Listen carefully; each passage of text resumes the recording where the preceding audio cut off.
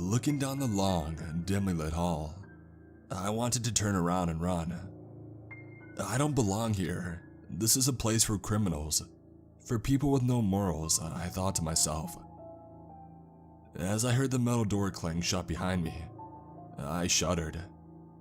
I would be out in a few hours. It was just a visit. All things I told myself as I followed the guard in front of me. I could hear the jeers and catcalls from the prisoners as I passed their barred windows, and I immediately wished I had worn anything but the pencil skirt and blazer I was in at that moment. I had forgotten that I was going to be surrounded by animals. We made our way down the hallway to another thick steel door at the other end. The guard pressed his badge to a scanner next to the door, entered a code into a keypad, and I heard the lock click open. He turned and he gestures for me to enter, and after a moment of hesitation, I did. I stepped forward cautiously, and I found myself in the most stereotypical interrogation room I had ever seen, minus the two-way mirror, for reasons I could only imagine. The walls were solid, cold concrete, and a fluorescent ceiling light flickered just enough to irritate me. It wasn't the room that demanded my attention though. It was the man chained to the table in the middle. I was face to face with Barton Shepherd, the most prolific serial killer of the century. With over 500 confirmed murders, he put the Zodiac to shame. His trial had been all over the news, and despite his protests of innocence, he was sentenced to death about 10 years ago. Now his time was nearly up. Through my dedication and knowledge of his case, I was able to work my way into this interview. I'm the journalist who had been covering this case from the start. Foul play wasn't even suspected in his first kill, but I knew better. I had a nose for this stuff, and I investigated it myself. Sure enough, another woman turned up dead a week later, and eventually it became the stuff of nightmares for our country. For 8 months, he went around without being caught, killing women that he met on dating sites, specifically married women. Classic, right? It amazed me that it took so long for law enforcement to connect the dots.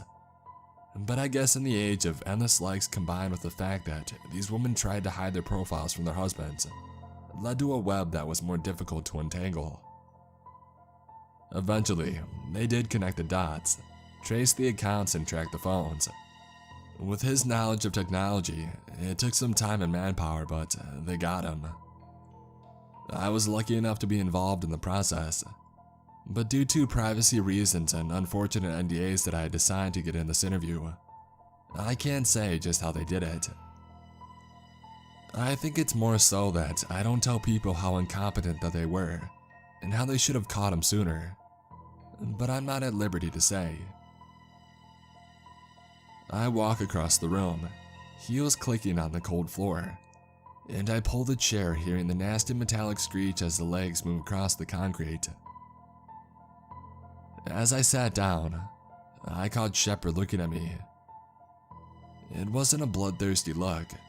It wasn't even haunting. It was sad, a look full of despair. I had been searching for my opening line since I had first scheduled this interview, but it had all escaped me when I saw his face. I was thrown off guard, expecting to see a monster. Rather, I saw a man, a human, someone who could easily be my brother, my friend, anybody's coworker. He was too normal, and that's what scared me the most. It took me a minute to gather my thoughts, and without much thought, I let loose something I determined should not have been my first question. So, 50 kills in 8 months. That has to be some kind of record. In reply, he just looked up at me. "Yes," he said. "It's also impossible. In fact, I would say it is impossible."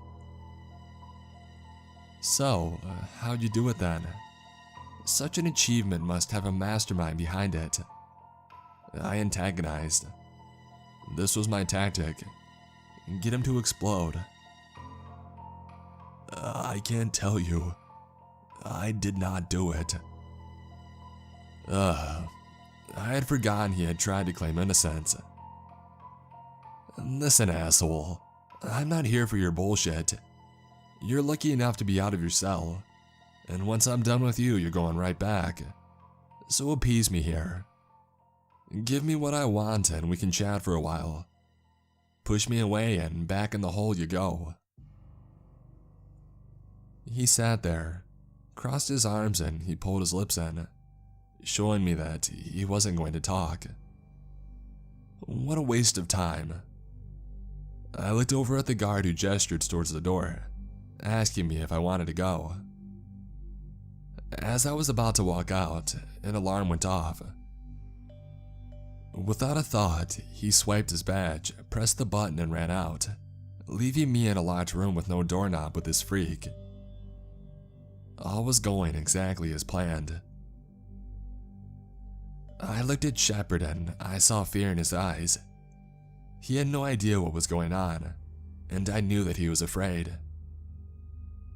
He turned back to me and said, "Look, I don't want to hurt you. If something is wrong, we have to get out of here. These guys, they don't mess around. If somebody escaped or something, we're screwed. They all saw you come in. They know you're here and you'll be a target.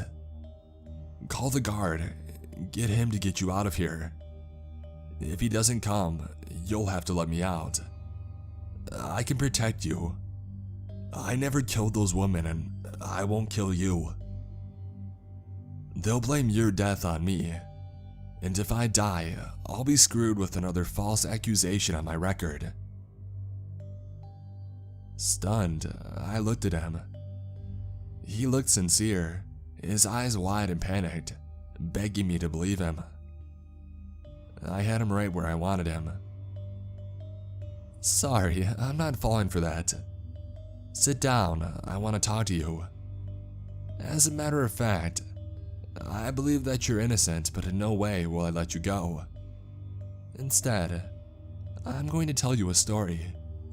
It's one that I'm sure you'll want to hear," I said with a smirk. Confused, he stared back at me with a look that told me to go on. "I know that you've never had an online dating profile," I began.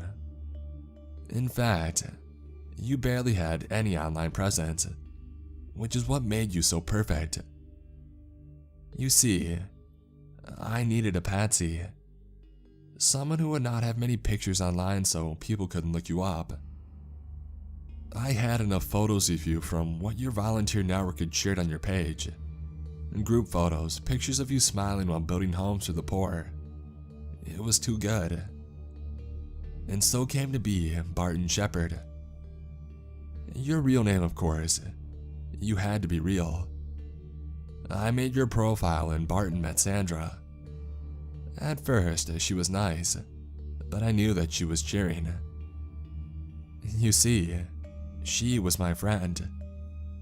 She had told me about how she wanted to leave her husband, of all the nights away she spent with her boss, and it disgusted me.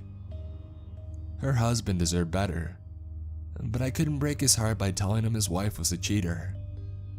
No, she would just tell him I was a liar and then I would lose him. Instead, I decided that she would have to go.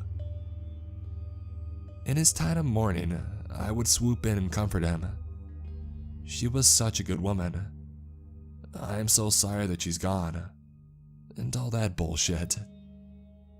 So, she set up a date with Barton and she met me there instead. I pretended to be at that coffee shop by a coincidence, and when Barton stood her up, I asked her to join me on my hike. And you know the rest. The bloody rock, the body in the river. It was all supposed to stop there. But when I saw the look in her eyes, the fear, and I felt the power of having her life in my hands. I knew that I couldn't stop. I paused, taking in his expression of confusion and shock. And then I went on. I went home and I thought about all the other women like Sandra sneaking around behind their husbands' backs. It's not just the men that cheat. Women can be liars, and quite good ones at that. And this began my journey. Each woman I found with a streak of infidelity became my new target. I was overwhelmed. I was saving these men and their families from the heartache of learning that their wife did not love them. I allowed them to be eased of their spouse while being able to collect on life insurance and not have a divorce on their records.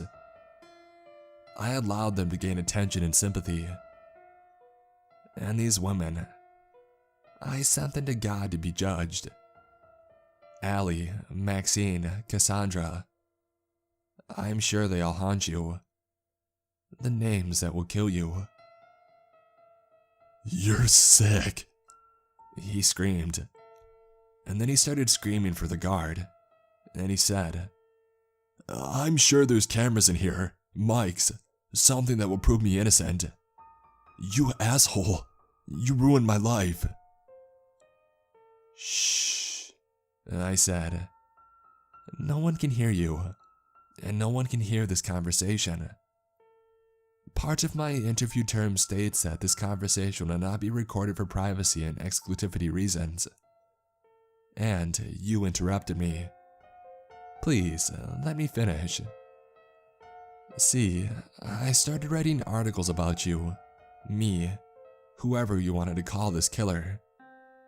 I had to sensationalize it, had to create that fear. I had hoped that cheating women would stop, but they didn't. And so, I had to keep going. It was my civic duty. I took your IP and I manipulated the signals. All stuff that you would not understand. I know. Pretty soon, everything traced back to you. I just had to wait until you got caught. But damn, these police suck. It took them way too long. I even killed several times a week in hopes to help them, but it took so long. My articles and effort did little good, and finally they caught on. When I gave them a list of suspects that included your name. Eventually they found you, found the data that I had planted, and they made their arrest. You know the rest. The trial, the hatred, and the fact that you had no way out. All evidence pointed to you. He was sobbing at this point, couldn't even look at me. I grabbed his hands and I yanked them away from his face. I whipped his chin up and I forced him to look at me. I had to tell you before you died, you see. I can't have this on my conscience forever. I've got to move on. And so do these families. Your death will provide closure for all. You should be happy to die. You're doing your duty, serving your role in God's greater plan. And for that, I thank you. With that, I got up, pressed the button to summon the guard. He was there in a minute, apologizing for having left me, telling me that it was a false alarm. I reassured him that it was fine, but I was interrupted by Shepard yelling, "Guard, it was her. She did it, not me. I'm innocent. She framed me." I looked at the guard, who had a brooding look for a moment. Worriedly, I felt my hands start to sweat. Did he actually believe him? And then, to my relief, he coughed loudly and ushered me out of the room, laughing and apologizing to me.